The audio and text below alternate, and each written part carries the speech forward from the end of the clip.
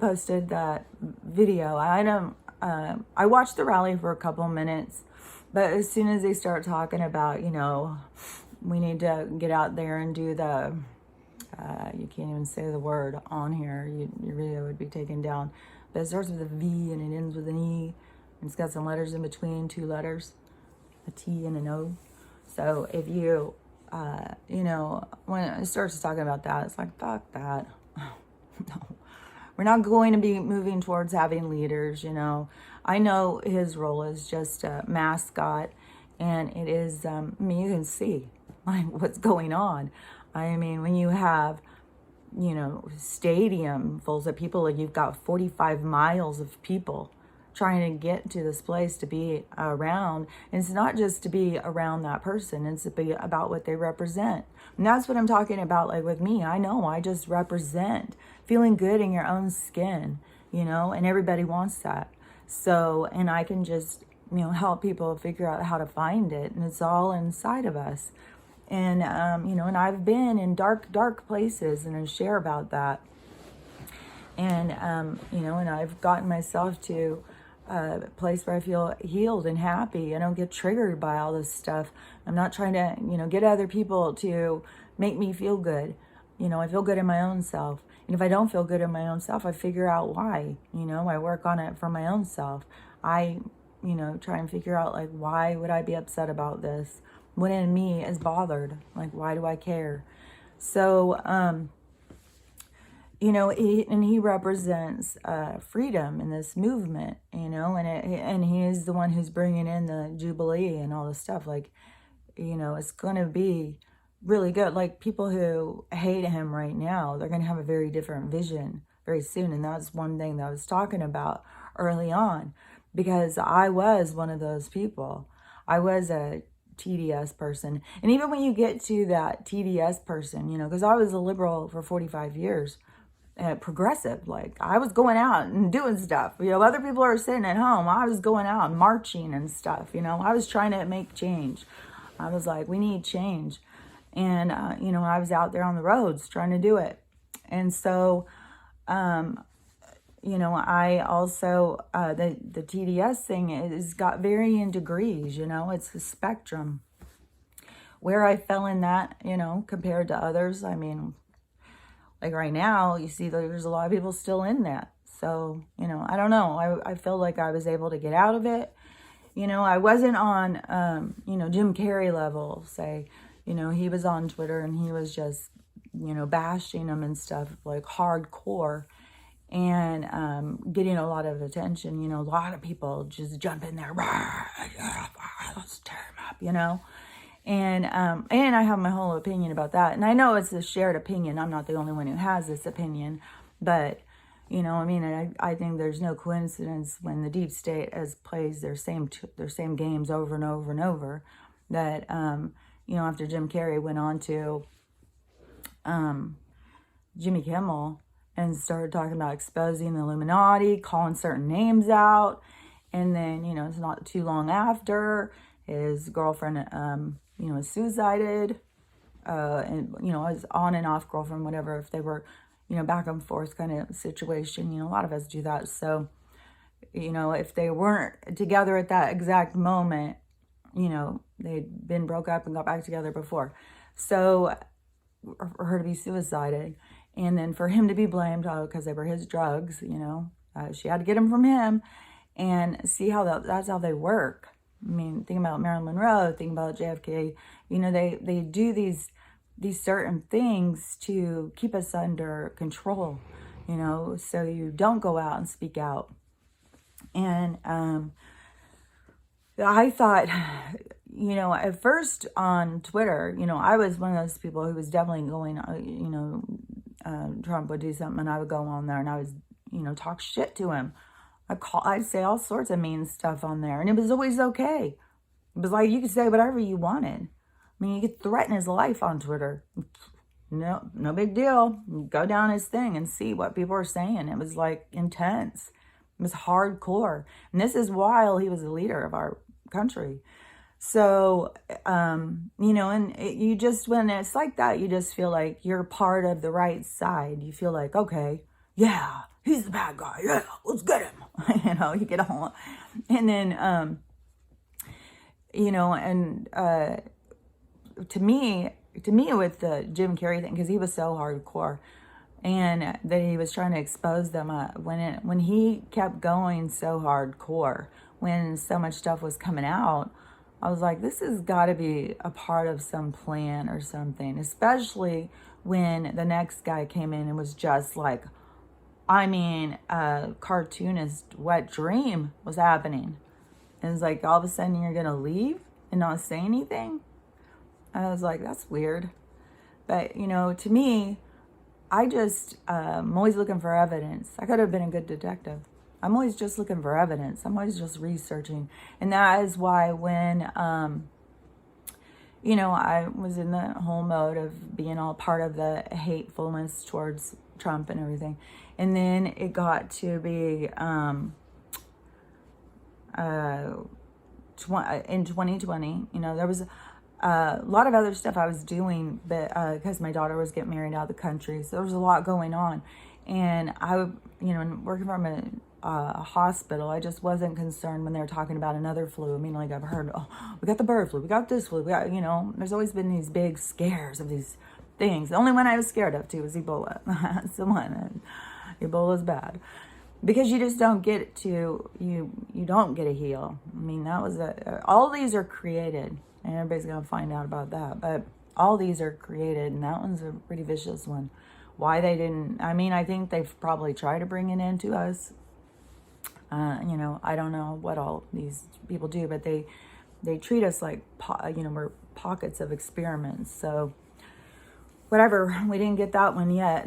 So they, you know, I wasn't scared at the time of the sickness, and so I wasn't really paying that much attention.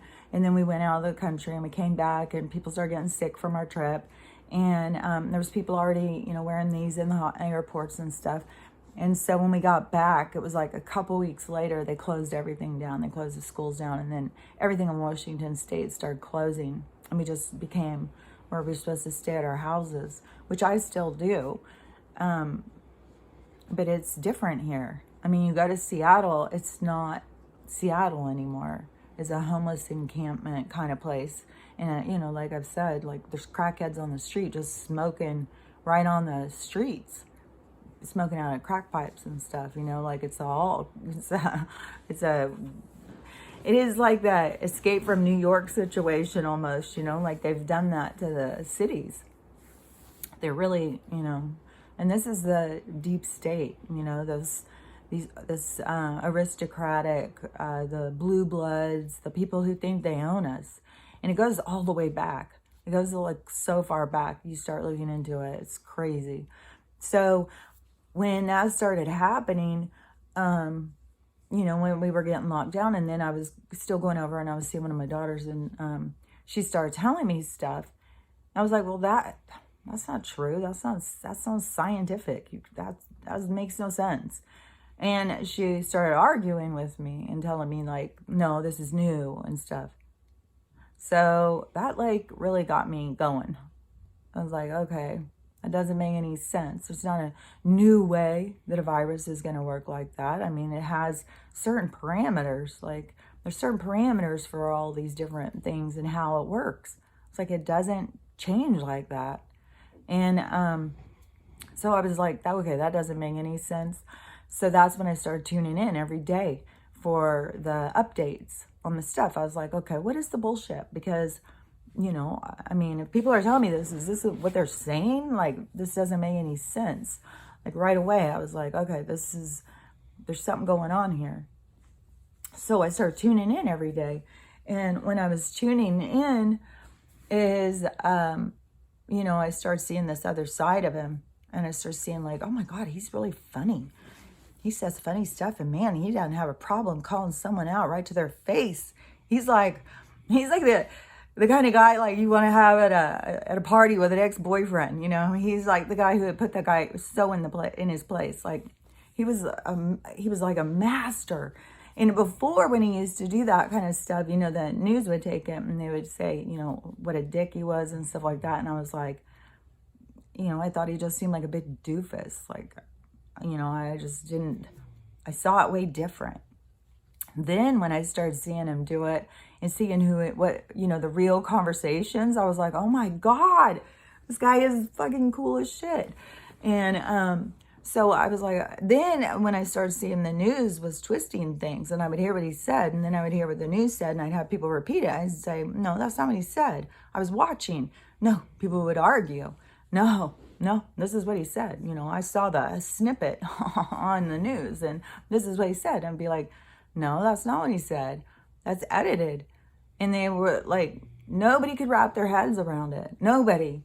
And right away, as soon as I started like saying that, people were right away change their attitude towards me. Suddenly I was a racist. I was called a Republican, a conservative, all sorts of stuff. And like these were all bad words. Well, then you go in and you watch programming and you see, yeah, they've turned those certain things into bad words. I used to share, like I do the shorts or whatever. I used to put them on TikTok. It would show, you know, they put it in movies. They tell us who to hate, and they set our parameters of how we view the world. People just aren't paying attention. So I was noticing that, and then I was noticing these people changing their attitude towards me. Even when I was like, oh my gosh, they're missing out. I mean, this is so funny. This guy is like totally putting these jackass people right in their place. And, oh no, I was not allowed to say anything nice about him. No, I right away had people stop talking to me. And then it was like very confusing. So it kept being one confusing thing after another. And I already had the whole background of like knowing about the ascension at the age of Aquarius and stuff like that. So I started putting things on top, you know, like layering things and seeing like, okay, how does this all fit together? Because this is weird.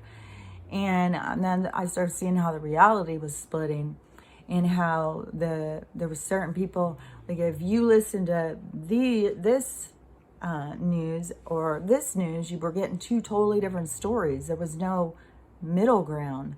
They were completely directing people.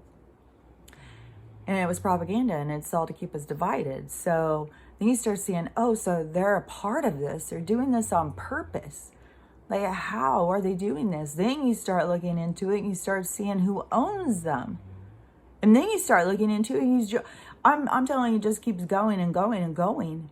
You keep going back. These are the original families who have been here since the beginning, all the way back to the aliens. They think they have control over us, and the links they'll go to control us. And because this is a cosmic cycle, is the only reason this stuff is being exposed, so we can see the truth, because this is a graduation. Otherwise, it's just been a part of our life cycles and our soul journey, you know, to come here and experience this treachery, really. Like I've said before, this place is hell.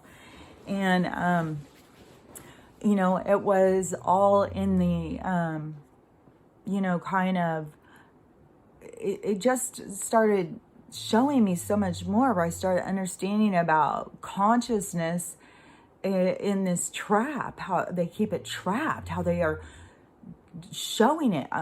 It just, everything started coming, you know, just kept coming to me. And like I said, that's how my guides work. My guides show me things, and they bring me things, and they're constantly showing me things. And I know one of the things that is different with me, why some people don't see it, is because I go in and I listen to the people who I don't agree with. My purpose would be to go in, listen, this person who's saying something that I completely don't agree with, what is it that, you know, like I look at things more like a debate, I guess. I'm not going to go in and argue with them. I'm just going to go in and hear their perspective. I'm going to go in and, you know, try and understand where they're coming from. And that has taught me so much. That has taught me so much about unity and how we are all so much alike. And we really don't know people until we are face to face with them. You know, we have this idea that we know people, just like, you know, with the Jim Carrey thing. I can sit here and say what my perspective is, and then it's a shared perspective with other people. But, you know, I don't know him. I haven't talked to him face to face. I don't know if that is, you know, if that was part of his awakening, where he just all of a sudden realized what he was doing and he just really wanted to stop and he didn't want to continue. Like, he was seeing like, well, if this is all fake, then, you know, how am I going to go talk about this? What if it's all fake? You know, I don't know. You know, everybody, that's what I'm saying, is everybody is awakening to different things at different times. And, you know, this person on that Bicentennial post that I put, which it totally reminds me of the Bicentennial. Everything was so patriotic during that time. It was a celebration of our birthday, of our country. And everything was red, white, and blue, and people were excited. So it does remind me of that time. And it was a more unified time. And people were excited, you know. And he brings that back. He gets people excited and wanting to, you know, live up to their potential. You know, have hope for small business and hope for our country. You know, they've had us down in the dumps for so long. And then once you start looking into stuff, and you start finding out that they did it all on purpose. Like, they have systematically been selling us out. Like, I knew stuff was up all the way back in the 70s when they started telling us, you know, no more made in America. That's too expensive. No, from now on, it's made in China. Because when I was a kid, everything was made in the USA.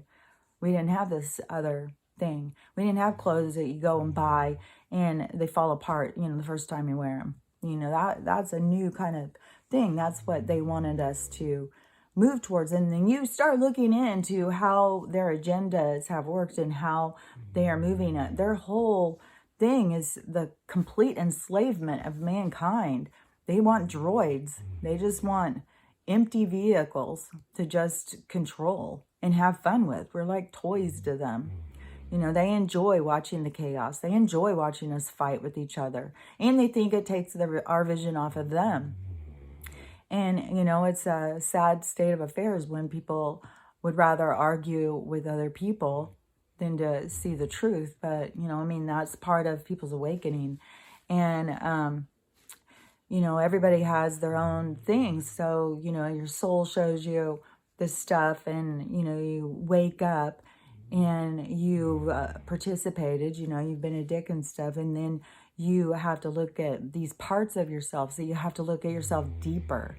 You have to try and understand yourself. You know, it's like I've said, there's going to be people who are going to come out of it and feel like super tricked. Like, oh my God, how could I be so stupid? How did these other people not see it? And I mean, they saw it and I couldn't see it. Like, what is wrong with me? You know, people are going to really get hard on themselves.